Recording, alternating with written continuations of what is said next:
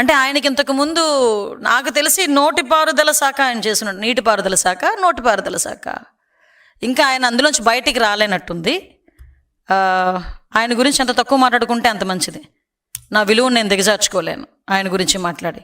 కాకపోతే ఏదైనా విధానపరంగా మాట్లాడమనండి, చిన్న పిల్లోడికి కూడా సమాధానం చెప్తాను. అంతే తప్పించి టార్గెట్ చేసి ఏదో రకంగా మాట్లాడదాం అనుకుంటే కనుక చెప్పాల్సిన అవసరం లేదు. మేము ఏదైనా చెప్పాలనుకుంటే మేము ప్రజలకు చెప్పాలి. మేము ఆన్సరబుల్ ప్రజలకి. ఈరోజు ఎక్కడ ఏ అన్యాయం జరిగినా మాకన్నా ముందు స్పందించే వ్యక్తి చంద్రబాబు నాయుడు గారు. ఇంకా మా వరకు వస్తున్నాయా రావట్లేదని చూసుకునే లోపు దీని సంగతి ఏంటో చూడండి ఇమ్మీడియట్గా అని చెప్పి మాకు ఆదేశాలు ఇచ్చి ఆ వ్యక్తి దొరికేడా లేదా, ఆ అక్యూజ్డ్ దొరికేడా లేదా, అరెస్ట్ చేసామా లేదా, ఇది ఫాలో అప్ చేసుకుంటున్న వ్యక్తి ముఖ్యమంత్రి స్థాయిలో ఇన్ని పనులున్నా కూడా లా అండ్ ఆర్డర్ విషయంలోనే కానీ, మహిళల మీద జరుగుతున్న అఘాయిత్యాల విషయంలో కానీ ఇంత అలర్ట్గా ఉన్న ముఖ్యమంత్రి నేను ఎప్పుడు కూడా చూడలే.